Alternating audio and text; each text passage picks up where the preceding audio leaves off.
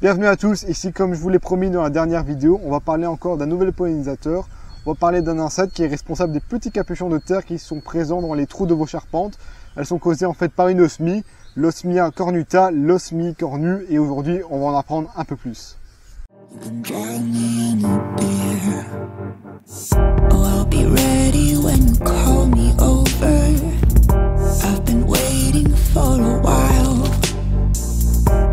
Cigarette burns down between my fingers. I know I'm out of time. Paper airplane, take me higher. I know I'll land somewhere in between here and there, here and there. Paper airplane, take me higher. Alors une osmie c'est quoi? Eh bien il faut savoir que c'est un hyménoptère, donc c'est-à-dire que c'est le même ordre que les bourdons et les abeilles domestiques. Alors notre osmie va faire partie de la superfamille des apoidés, tout comme le bourdon et les abeilles, ce qui en fait un des cousins de nos abeilles domestiques. Cependant, les osmies ne vont pas appartenir à la même famille que les abeilles domestiques. Effectivement, il faut savoir que la famille est un grade taxonomique un peu plus bas que l'ordre.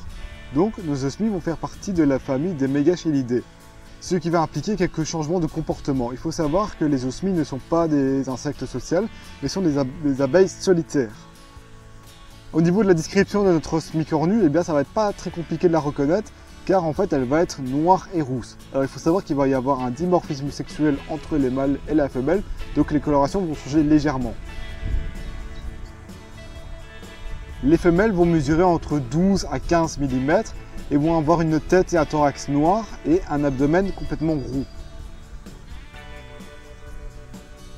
Les mâles, eux, vont être légèrement plus petits que la femelle, vont avoir la tête et le thorax noir, l'abdomen aussi roux, mais au niveau de la tête, on va retrouver une caractéristique en plus, ça va être en fait un petit duvet blanc, un petit pompon blanc qui va se retrouver sur la tête.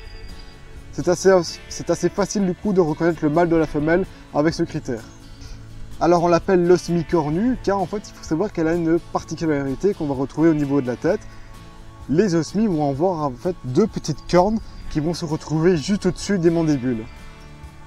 Alors au niveau de l'habitat, il faut savoir qu'on va plutôt la retrouver au niveau de certains milieux urbains, dans les friches et dans les parcs et jardins en général. Particulièrement là on va retrouver des hôtels à insectes car c'est là où on va retrouver les meilleures conditions de vie. Alors pourquoi on va retrouver ces osmies plutôt assez près de l'homme plutôt que dans des grands espaces naturels? Eh bien il faut savoir que dans la nature, les osmies ont une tendance à venir fabriquer leur nid dans des petits trous, dans des petites tiges creuses. Mais dans les jardins et parcs, ce qu'on vient généralement installer, eh bien ça va être des hôtels à insectes qui comportent une multitude de ces petites branches et ces petits trous, et cela va faire vraiment un paradis pour ces différentes osmies. Donc elles auront plutôt tendance à venir nidifier leur nid dans ces structures plutôt que dans l'état sauvage proprement dit. Attention, évidemment il y en a partout dans la nature, mais les plus grosses concentrations visibles pour nous, ça va être près de ces hôtels à insectes. Alors au niveau du comportement, il faut savoir que ces animaux sont visibles à partir de la mi-mars. Donc ce sont des pollinisateurs assez précoces qui vont venir commencer à polliniser les fleurs en premier. Au niveau des fleurs où il va venir polliniser, eh bien, il va y avoir plusieurs sortes de plantes. Il faut savoir que les osmies vont aller fréquenter certaines plantes pour le nectar et d'autres pour le pollen.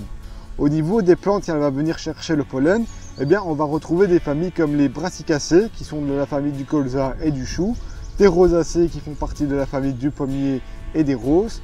On va aussi retrouver des salicacées qui sont la famille en fait des saules et la famille des fabacées qui est toute la famille en fait des trèfles et des petits pois.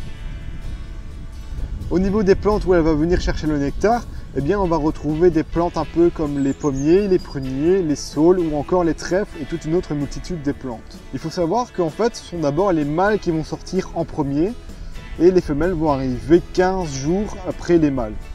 Alors il faut savoir qu'une fois que les mâles seront sortis, ils vont commencer à voler, ils vont penser à une seule chose, ça va être la reproduction. Donc ce qu'ils vont venir faire en attendant les femelles, c'est venir essayer de chercher des spots, des endroits où ils vont retrouver des bons diamètres de trous pour venir attendre les femelles.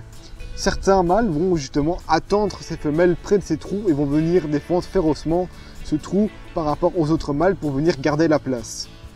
Une fois que les femelles vont, elles, sortir de leur trou, eh bien, il faut savoir qu'il va y avoir toute une agitation qui va se faire, car les mâles vont être très actifs lors de la reproduction, ils vont commencer à littéralement sauter sur tout ce qui bouge. Donc en fait, ce comportement assez particulier, c'est que les mâles vont être surexcités et vont venir en fait essayer de copuler avec tout et n'importe quoi. On peut venir voir des spectacles assez stupéfiants de mâles qui se copulent entre eux, ou voir différents groupes de mâles copuler entre eux, tellement qu'ils sont excités, ils n'arrivent même plus à faire la différence entre les mâles ou les femelles.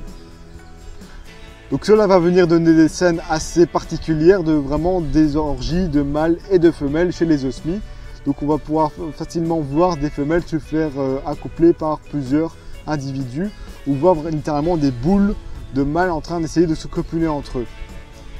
Alors il faut savoir que les mâles sont tellement surexcités qu'au moindre contact, au moindre frottement, ils sont capables d'éjaculer assez rapidement et pas des petites quantités, vraiment des grosses quantités. D'ailleurs, ce qui m'était arrivé, c'est que j'ai observé plusieurs mâles essayer de copuler entre eux et celui-là qui me semblait un peu plus faible, j'ai décidé de le prendre en main pour venir le mettre dans un plus grand support et malgré toute l'excitation qu'il a reçue près des mâles qui l'entouraient, eh bien il a littéralement éjaculé sur ma main et ça c'est quelque chose qu'on peut voir relativement bien.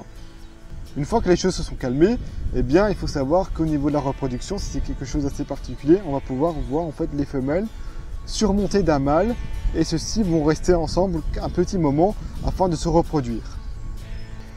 Quand vous voyez deux individus se reproduire, c'est à ce moment-là que vous pouvez bien faire la différence entre les mâles et les femelles car ils ne bougent relativement peu et c'est à ce moment-là que vous pouvez bien voir les différentes caractéristiques qui distinguent les mâles et les femelles. Le mâle va toujours se retrouver au-dessus de la femelle. Après l'accouplement, les femelles vont commencer à venir chercher une petite loge dans un trou ou une tige creuse pour pouvoir faire leur nid et venir pondre leurs œufs. Les femelles vont venir faire différentes petites logettes consécutives pour venir accueillir les œufs. Les femelles vont ensuite venir remplir ces logettes de pollen issus des différentes plantes qu'on a parlé tantôt. Pour transporter ces pollens, il faut savoir que ça va être un petit peu différent des abeilles communes où ces abeilles-là vont venir porter le pollen au niveau des fémurs. Non, les osmies, elles vont venir porter le pollen au niveau du ventre, sous l'abdomen. Alors au niveau de ces différentes logettes, il faut savoir que, comme je l'ai dit tantôt, les mâles sortent en premier au niveau de la mi-mars. Donc ce qu'on va voir généralement, c'est que les logettes les plus profondes vont être occupées par les femelles et les dernières logettes par les mâles. Donc les logettes qui vont être les plus profondes vont être généralement occupées par des œufs qui sont femelles et les dernières logettes, eux, seront remplies par des œufs qui seront mâles. Mais alors, il faut savoir que du coup, les osmies peuvent choisir le sexe de leurs œufs. Donc il faut savoir que la sexualité chez les hyménoptères est assez différente de chez nous, les mammifères. Il faut savoir que nous, au niveau de ce qu'on appelle les chromosomes, on est toujours à avoir des paires de chromosomes. Ce qui va différencier l'homme de la femme, eh bien, ça va être au niveau des chromosomes X et Y. Les femmes vont avoir des chromosomes XX et les hommes, eux, vont avoir des chromosomes XY. Mais chez les hyménoptères, ça va être assez différent. Donc, c'est-à-dire que ça ne va pas venir changer au niveau de la dernière paire de chromosomes. Eh bien, ça va être tous les chromosomes qui vont changer. Je m'explique, ça veut dire que les femelles vont être, elles, ce qu'on appelle diploïdes. Donc, elles vont bien avoir toutes leurs paires de chromosomes. Mais les mâles, eux, vont être haploïdes, donc c'est-à-dire qu'ils ne vont pas avoir de paire de chromosomes, mais qu'ils vont avoir seulement avoir un chromosome partout, donc ça ne va pas être par paire. Donc ça, comment la femelle du coup choisit, eh bien ça va être simple.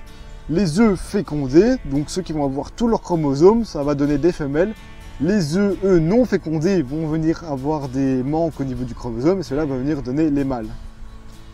Donc pour résumer, les femelles vont venir féconder leurs œufs, on va voir tous les chromosomes présents, cela va venir donner une femelle. Après, les femelles décident de ne pas féconder leurs œufs, il va y avoir un manque au niveau des chromosomes, cela va venir donner un mâle. Ceci peut faire un résumé assez bref, mais très bien résumé de la sexualité chez les hyménoptères. Une fois le travail terminé dans ces loges, elle va venir en fait faire un petit opercule qu'elle va venir maçonner. Donc une fois la loge bien terminée, les larves vont continuer leur croissance et vont atteindre la forme imago, donc la forme adulte, d'ici la fin de l'été.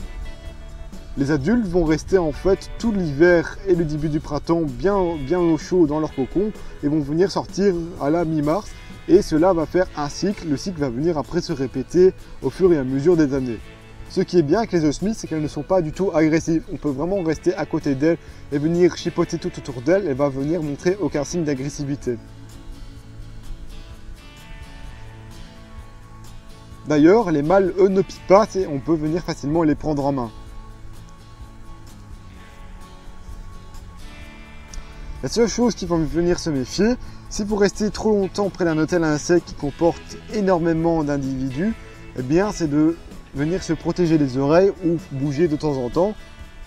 Donc si vous restez trop statique, les femelles vont pouvoir venir voler près de vos oreilles et vont confondre votre oreille avec un trou classique dans le bois et vont venir rentrer dans votre oreille pour voir si elle peut venir pondre un œuf.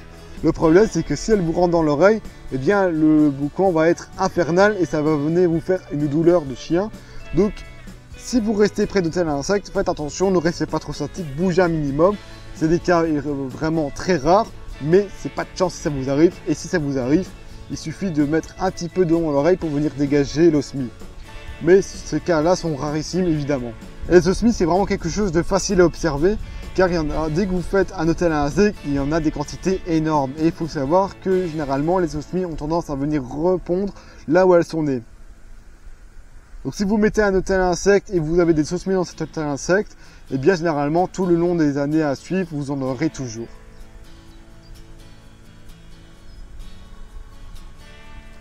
Mais alors quel intérêt à avoir des osmies près de chez soi?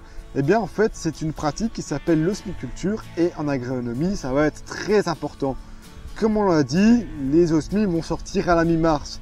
Mi-mars, c'est quand même relativement tôt, les températures sont entre 12 et 14. Du coup, les osmies vont venir faire partie des premiers pollinisateurs des arbres fruitiers. Ce qui est évidemment très intéressant pour les agriculteurs qui veulent venir commencer leur pollinisation très tôt. Et voilà, c'est déjà la fin de cette vidéo sur l'osmie cornue. J'espère qu'elle vous aura plu et permis d'apprendre un peu plus de cet insecte. Ici, on va continuer encore avec peut-être un ou deux pollinisateurs à vous présenter. Ici, je vous laisse, c'était Thomas d'ITWN et je vous dis à bientôt pour des prochaines aventures. Mais d'ici là, restez curieux car c'est bien en apprenant, en comprenant et en découvrant notre nature qu'on arrivera à la préserver. Allez, ciao ciao!